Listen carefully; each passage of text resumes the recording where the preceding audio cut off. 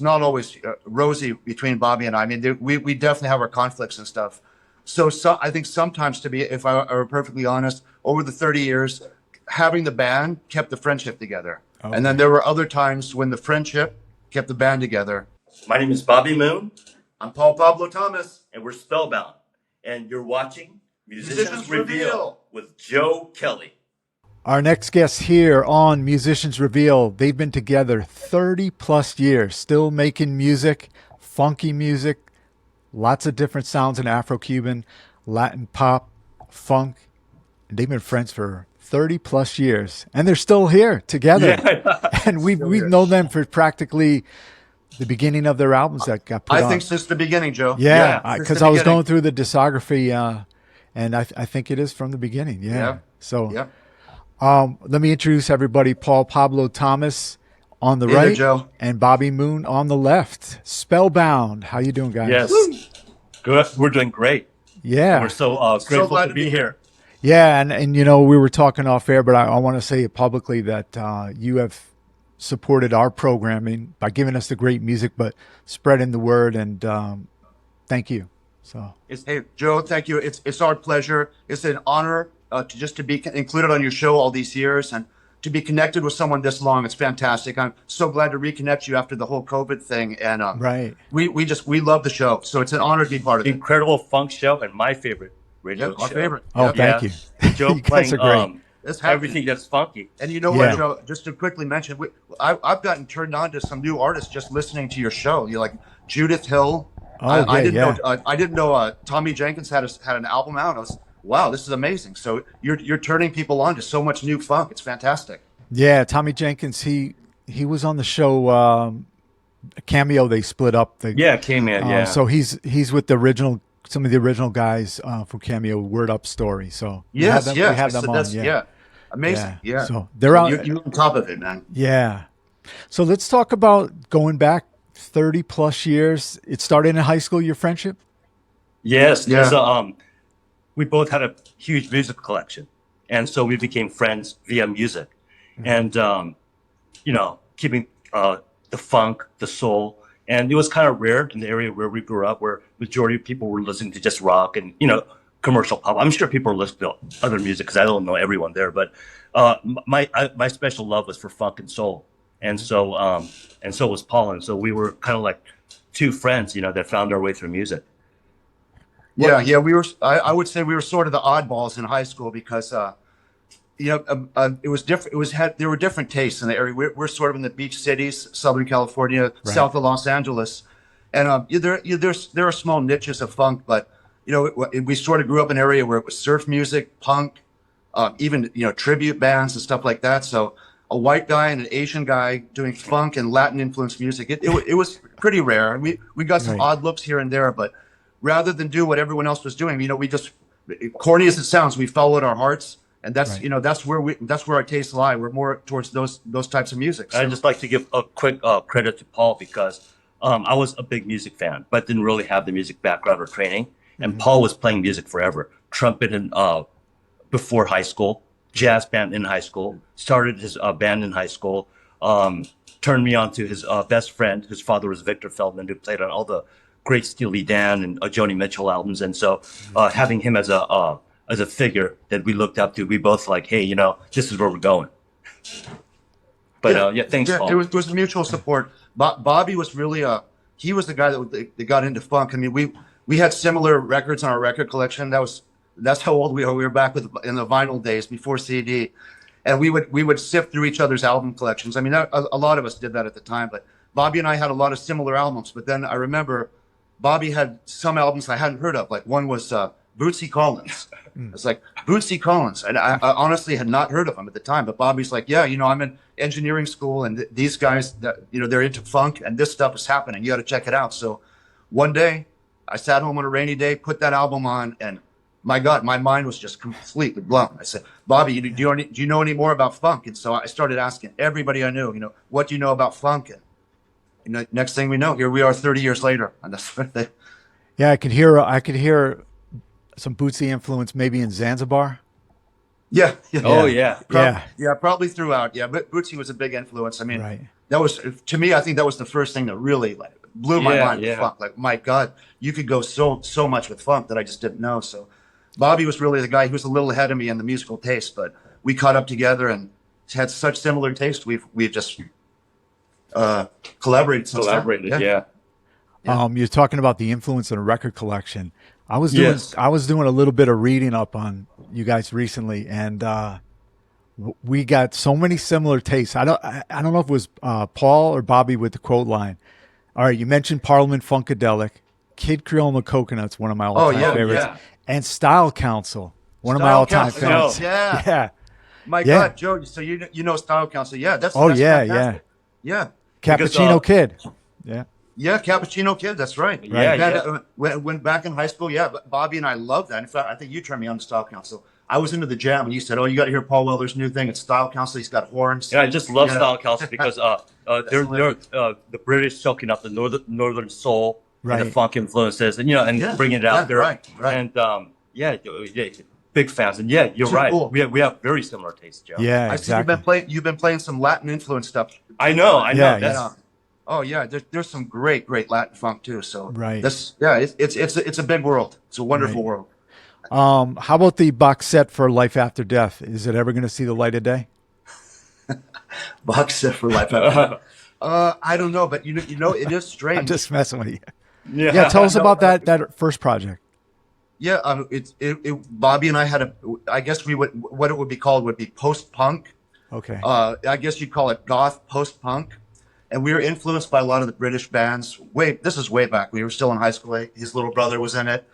And we wore makeup and stuff. And it was It was interesting. at a time where that goth scene was just coming into LA.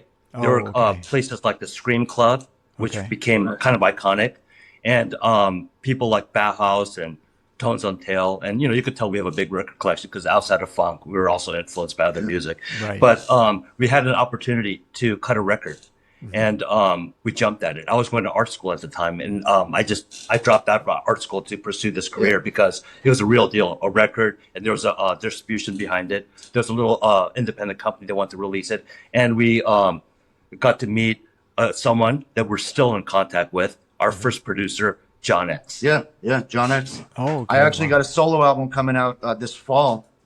And John X, the guy that produced our very first Life After Death EP, he did the mastering for the album, and he just did a great job. He's really a genius, one of those unsung heroes out here. And Who's really worked Yeah. with everyone in the industry, Eric Clapton, and he just part of the engineering team in those record recording sessions. Wow. Yep. So, yeah, you're hanging with. So that's and Life you After guys are Death. talented. Yeah. But then it was quite a sharp turn from the style of music we were doing there into funk. And so basically Yeah. the four guys in Life After Death, there were four of us. We had different tastes. To be honest, we were sort of clashing. The drummer, he wanted to sort of go punk. The bass player, he wanted to go off in an electronic direction. Bobby's like, I'm going funk and soul. Funk and soul, that's the thing. That's what we're going to do. And I've sort of stuck with Bobby. I more or less agreed with him. I want to do something more sophisticated than what we were doing. And it was a sharp turn. And I would say we lost a lot of the audience that we had built up from Life After Death. It was sort of similar to the Jam when they went to Style Council. Right, It's- yeah. It was a bit of a shock, and we didn't have that. We didn't have that kind of Because audience. Last After Death, it was very fun because we got to play those clubs and we were having a great time as youth. But Yeah, it was like being rock stars. There for came about 3 months or a something. time when we really looked at each other and said, I want to do music forever. And Paul said, me too. And I just can't see myself 20 Yeah, years from now wearing black makeup and all playing that, goth yeah. music. Yeah. And I said, I go, hey, what I really, really want to do is something that I wasn't able to do because of my musical ability and potential. But eventually I would like to create a band that can play some of the funk and soul influences, the music that's really in our soul. Mm-hmm. And it took quite some time. At first, Spellbound, when it first came out, it was very rough. It was rough. We called ourselves funk, but Right. funk rock, and then it evolved a little bit more, Right. evolved Right. until we were good enough to actually play something that was, What was in our heads? Yeah, What's in our heads. Right, exactly. Right. Yeah, that about sums it. Yeah. So spellboundband.com for all the information, and you can peruse their catalog of music there. You can purchase their music as well. Where do you want to direct people specifically to buy the records? Probably a website. Yeah, probably a Yeah, website. website's got everything. It's got everything. All the links. All and, the links. people could buy it directly via PayPal, or it's a little bit less expensive than if you had bought it at Amazon.com or some other places. We have distribution for this that's pretty good, and so you could always stream us Yeah, you can stream everywhere. it anywhere. Most of the major Yeah, retailers. spellboundband.com is where I would advise for all the information, discography, etc. Yeah. So do you prefer the old days with the CDs and albums getting out, or now with the MP3s and Yeah, it's sort of a toss up, Joe. I sort of do miss the CDs because when we started Spellbound, I have a kind of a nostalgia for it, I guess. But I sort of like seeing the packaging where you can open it up and take a look at who's playing on it, And it's so different because when our first album came out, Funk Heroes, which was legitimate, which was what began with you, Right. and you were familiar with, right. that actually received distribution through a distributor here in Los Angeles. And so we were able to go to Tower Records on Right. Sunset Boulevard, Warehouse, look at the sections and actually see your albums. And sometimes even got to buy it there. And there was like That a was a huge thrill. high and thrill. And so that I miss that Yeah, me aspect too, yeah. of actually being to see our products, wherever, and telling people to buy it there. Yeah. But I guess the good thing about the streaming and the digital age is so much music is available. Stuff that was Yeah. rare that I couldn't find, like some Northern Soul or something. Like I just scout for, but now it's available. Yeah, right. That's true. So Northern Soul, you mentioned, you guys checked out the dancing too, the Northern Soul? Have you seen that? No, I don't think There's so. a style of dancing in the UK. Oh yeah. Oh, no, the dances. Yeah, Yeah, Yeah. of course. We were just watching a special on that. Oh my God, Yes, yeah. outrageous. No, it's fantastic. And I was even telling Fantastic. Paul and it was like pre-break dancing. Yeah, yeah. Those guys- Flipping, backflips, rolling, everything. Yeah. everything. It's amazing. It's Yeah. Yeah, because my wife's a former ballroom dance champion. Before we met, she competed over there wow. at Blackpool, the place where they have the competitions. now, 'cause Wow. we were Yeah, watching, yeah. We were watching Northern Soul, and she goes, "I performed over there in the championships." Oh man, that's too incredible, Joe. Too cool. Yeah, That's great. yeah. That It's is all fun. it's all Yeah. music. Yeah. That's fun. Yeah. We got to talk about Life 101, the latest record, and your songwriting process. Two guys with huge input into the record. How do you usually work it together to get the songs out? It's well on Life 101. I feel like I sort of maybe I overstepped a little. That was I got so heavily involved in the composition and stuff for that, and I was sort of pushing. I was pushing our envelope a little bit on that one. Really pushing the arrangements and stuff like that. It got a little complex and sophisticated. We were listening to a lot of influences that we wanted to incorporate. Okay. And for example, Cuban timba. It's like a form of salsa, but the montunos are incredible. And it's like very sophisticated, highly musical, and some of the best keyboard playing in the world. And so, and it's great. It's danceable music. It's Very, very funky. It's like Cuban funk. Cuban funk. And then another music from Brazil is called Ashe music, which Bobby and I just love. That really started kicking in on this album. So because some of the Brazilian artists doing performing Ashe, we realized, wow, they're still continuing the funk. yeah, it's just Still continuing the it's funk. moved to another And area. it's but moved to they're- a whole they're- nother level. Yeah, it's continuing to progress in other countries. And So so it's that's just very amazing. exciting. Really inspiring. So Life 101 was just so inspired by that type. We were really pushing the envelope on it, and I think I started coming up with the music. Then Bobby started coming up with lyrics. Yeah. We brought in some of our guest stars to come in and do horns. and- Sometimes the lyrics comes first. Lyrics come first. And but this time, I would say the majority of the composition Paul kind of had in his head. Yeah. And the thing about Life 101, where there's still, I think there was how many songs? 9. Yeah, we ended There's up still about 9 or 10 songs that couldn't make it on the album. Yeah. Okay. Because it got just too Yeah, we had to slice complicated. it down. It became too, Yeah. and it became something that was overwhelming for us. So these are the ones that we chose that were presentable. Right. And strangely, we decided to go all digital with this one and not do the CD. Yeah, I saw that. That yeah. seemed to be the trend. But I think for our next one, we're going to go back to CD because I know a lot of people they missed having like the physical product and stuff. So Yeah. we'll probably do CDs this time around. But it was interesting. It was an interesting try. Well, the great thing is, all along you guys have been gigging and doing shows, and I'm sure you bring a box of CDs to every gig when you have the you're CDs. right. Yeah, yeah. What the shows? Tell us about the current band and all the fun you're having in front of audience of your fans. We've used we've worked with so many great musicians in the past, studio musicians and guest stars that have helped us. Our mentors, like Johnny Polanco, Question Mark, and the Mysterians has been a great help. David LaFlame, but currently we are a 4-piece. Okay. And Live. live when we're live, we're a 4-piece. We still incorporate studio session musicians when we record that are outside our location. But live, we're a 4-piece. Paul plays majority of the instruments. He's a guitarist, he's a keyboardist. He plays some bass. He's an excellent drummer and percussion player. But live, he sticks to keyboard and guitar.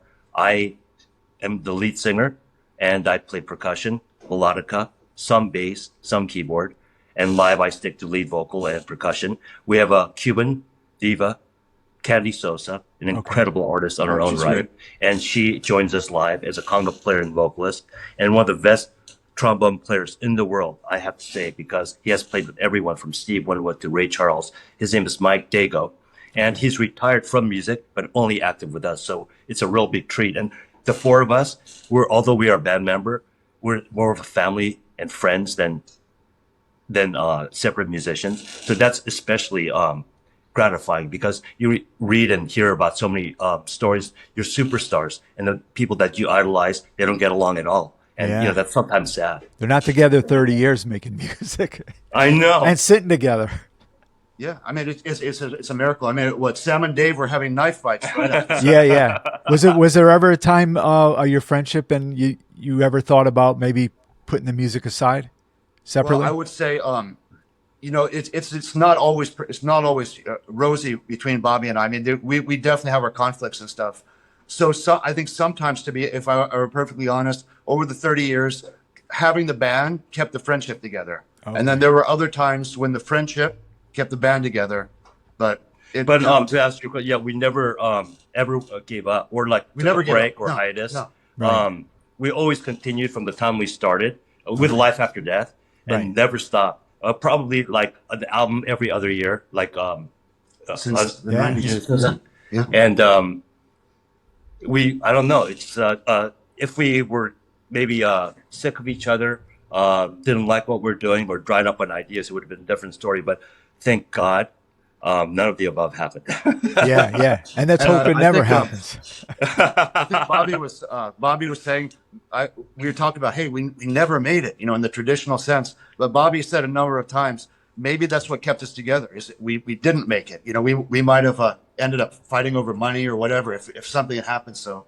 Right. Because some of my favorite hobby is just reading, and I read a lot. So does Paul, and we read not only nonfiction but fiction books. A lot of our favorite bands. I think every favorite band that we ever listened to that had a book out, we read. And so, I'm grateful to be here, because I realized maybe if things have gotten different, maybe the fans would have been bigger, the wealth would have been a little bit higher.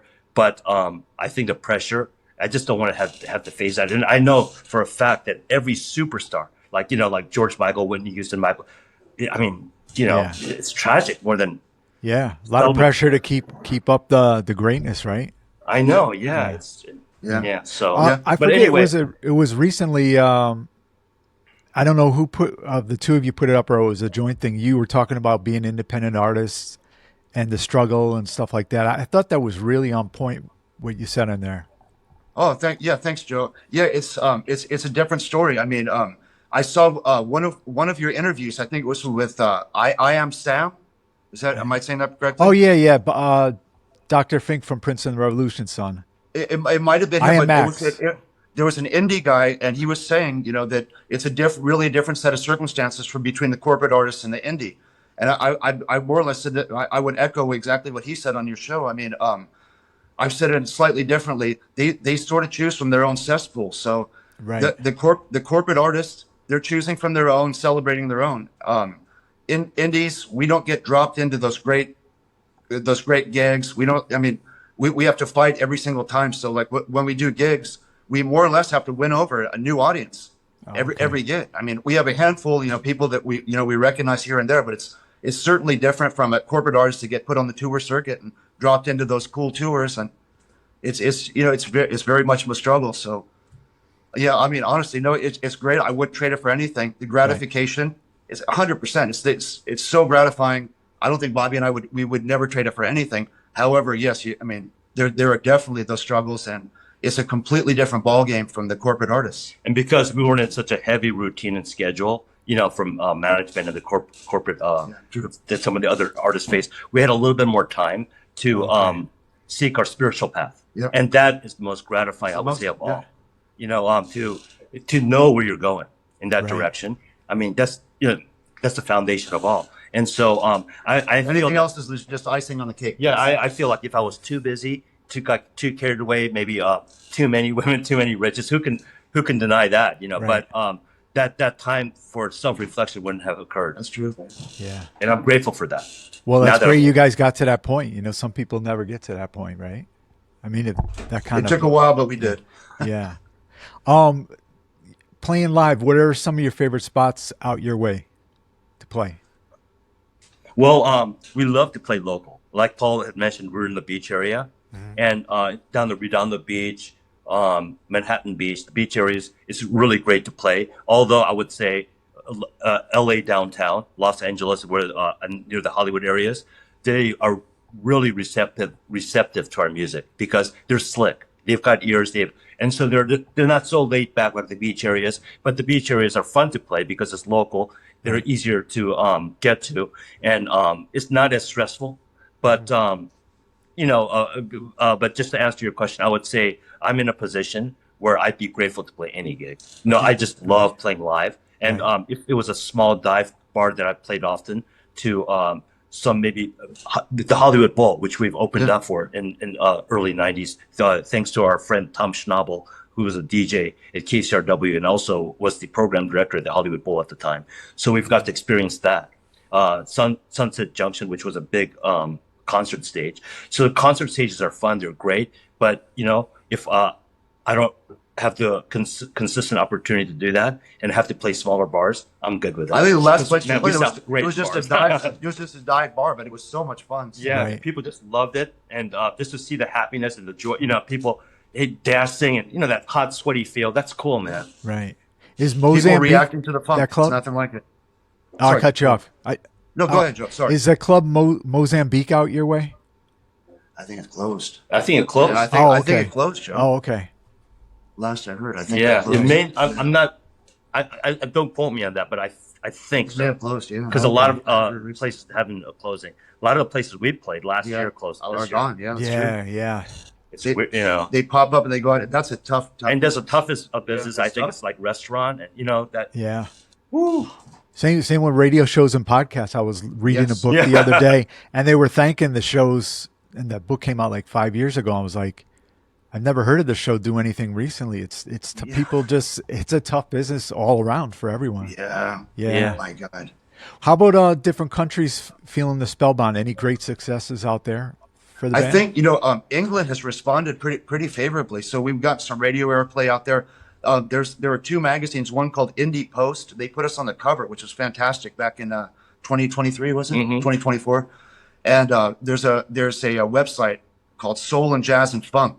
They're Two fantastic writers that they're just hardcore funketeers, and they've been supporting us. and I know we've received some airplay from radio stations in South Africa, and it's always a thrill to see, like in our licensing, publishing checks, like we're getting streams from Japan and Korea, Asian countries. But I would say one of the biggest thrill in that direction would be we had a cover of a salsa song that we Wawanko. La Esencia de Wawanko. In Puerto Rico, right? And we got played in Puerto Rico, where the writer was originally from, and they wrote us saying, "Hey, we're playing you in Puerto Rico.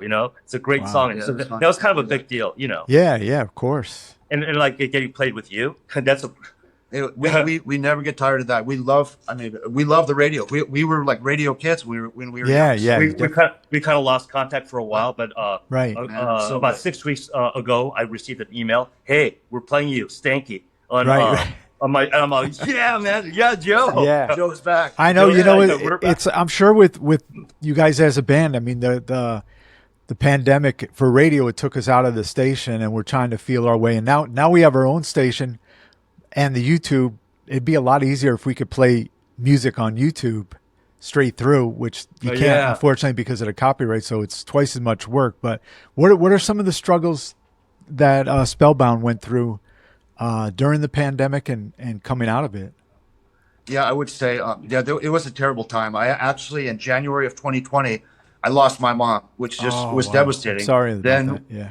thanks, Joe. Then 4 months later, 3 months later, the pandemic thing hit, and it was a really, really depressing time. We were wondering. I don't know if Bobby was, but I was seriously wondering: Are we gonna be able to bounce back from this? Right. The idea of playing live again, I was wondering: Are we ever gonna be able to do it? But thank God, I think the next year and a half, we were able to. Some places started to open, and we started to play. And to be honest, I was one of those guys. We were really fighting against it, questioning the government and stuff. There were a couple people the couple places they were offering, hey, we can have musicians play here, but the whole audience has got to wear masks. You guys got to wear masks. The protocol was ridiculous. So I just said, you know what, we're going to hold off until we can get a place where people can come in and feel free, and we don't have to wear masks, whatever. So I think 2021 we started to it started to pick up. I personally, it picked up a little, but I personally feel that it never really bounced back here in 100%. California. I don't know about other 100%. areas, Yeah. but because now that once that pandemic was over and live music was once again presentable, the whole format changed, the whole atmosphere changed. Prior to the COVID, there were still a lot of original acts. Yeah. Original funk people, original bands playing. And after the COVID, I don't know about your area, but here Right. Good point. local, everything has turned to tribute. Yeah. Tribute band. I agree. Everything is tribute band. Yeah, Yeah. I mean, every club is like you look at the calendar, Monday through Saturday, all the festivals, Beatles tribute, Rolling. It's like it's all, and so like those guys are making big money anyway, and of course they're too, because I'm big fans of all those music. Right. You know, I'm not cutting them down, but then there are bands that are supposed to be playing original live music in local places. They're all playing covers, so everything is just like it's one corporate. I don't want it's not a conspiracy, Yeah, but like 100%. everybody's playing like the cover music. The big guys are making more money off the radio. It's hard to get gigs really now. That you got to be really, really special. And when we play, we run ads, and Right. we go all out. And so we just try everything to make sure that people come. And it's great because once they come, we win them over. We do. Like we said, Yeah. and they don't really seem to know that it's something. Yeah, our it does- original music is it cover doesn't seem funk to music. bother the audiences once they're there. Yeah. But yeah, you're right. I'm struggling against tribute bands. That's been another struggle, definitely. Yeah. Yeah. So We've that got would this. be- No, go ahead. that would be the only thing that I would see that's kind of changed, but hopefully things will bounce back, right? Yeah, we've in Connecticut, where we're originally from, had the same issue with the casinos are real nice out in Connecticut, and they Mohegan Sun had this place, Wolf Den, who major acts have played there. I mean, Parliament-Funkadelic played there, Cameo played there. Right. But I looked at the recent schedule. If we ever go back and visit in Connecticut, and I'm like, tribute, Oh my God. and I'm like, wow, exactly as you explained it. So Yeah. this is not just Yeah, so I it's guess- all over the country. This is Yeah. all over the So- country. Then yeah. Maybe But they don't the want to good thing take is- chances, I guess. Yeah, I know. That's what we're figuring. And it's Don't so take different chances. from like the past 60s, 70s where original music was a thing. You would, so many decades. And I grew up wanting to make music because I thought that was the way it would be. If I had known, maybe, I don't know if I've changed, but wow, things sure took a No, big. we were saying that, Joe. It's like a 180-degree turnaround. Yeah. When we started, it was nothing but original acts here in LA, and it was inspirational. There were so many great ones. Top 40 and tribute bands, you hardly hear about them. Now we've almost gone 180 degrees where it's majority tribute or cover bands. Yeah. You barely hear of. I mean, we must be the only funk band left. And Yeah, I don't see a lot of. The And hits I here, and I didn't even talk to Paul, reflecting back on what life after death. Right. I don't even see kids playing punk anymore these days. yeah. Like original music. a little bit here. Right. Yeah, like here and there, but Anyway, it's different from what they I. don't have the incentive. Maybe, Right. you know, to- Yeah. Do you ever get the question, what is funk music? from Yeah, from, and from I people. say, I can't tell you what funk music is. You'll know it when you hear it. Right. Like Louis Armstrong said. Louis Armstrong said that about jazz, and I think the same thing. Yeah, about funk. exactly. You know it when you hear it. Yeah. So obviously you guys have fun playing as a band and play live music. We'll wrap up the final segment right here. I wanted to ask you individually, go around and first concert you ever went to. The first concert I ever went to, I snuck in when I was a kid with a bunch of friends at the Universal Amphitheater, and it was Donna Summer. Oh, And wow. that was when she was peaking. Like, yeah, she was like the queen. And I got to see Donna Summer, and I was just mesmerized, man. That was the first one I went to.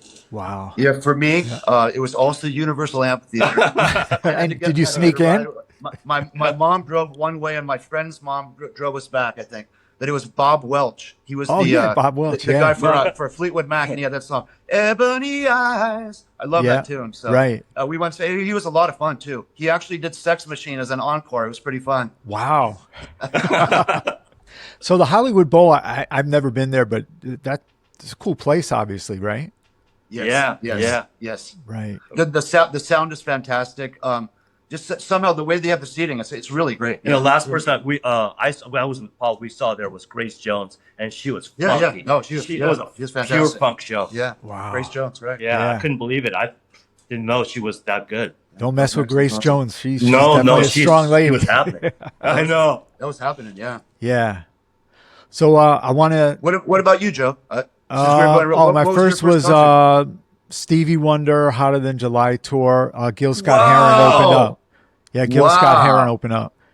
No wonder you stuck with the Yeah. funk. Yeah, That that's would've right. blown me away too, man. Yeah, me Oh, and my yeah. friend bought tickets the day of the show. First time I ever smelled what reefer smelled like, and we were in, and the show ran to like, I'd say 3.5 hours, and we couldn't get a train from New Haven, Connecticut to Fairfield, Connecticut. We paid a gypsy cab driver to drive us home to 20 minutes. Our parents didn't come Wow. pick us up. I was thinking, why? They were crying on the phone, our parents. But Wow, yeah, that's cool. never forget the first shows. We all got great stories about it. Yeah. Yes. Yeah. Wow, that's fantastic. So spellboundband.com. We'll have all the links in our description on the screen as well. Life Yes. 101. This is the 14th official, or is it even higher now for your albums? No, it's 14th. You're right on. Number 14. Yes, you're right on. We're working And- on the current one now. Yeah, you're working on a current one, and Paul's got a solo record, and wow. Yeah. The music never stops over here. I'm telling Yeah, you. you That's- haven't that's you the haven't thing. stopped, obviously, and No. you know we love playing your music, and we'll continue to do so. And got to thank you for all these years. We're still around, right? Let's go. Yes. Let's go Yes. another 10 We'll- years. Yeah, be let's here- do it. Let's we'll be do here, it. and so will you, Joe. Yeah. Yeah. And thank you, Joe. Yeah. God bless you, man.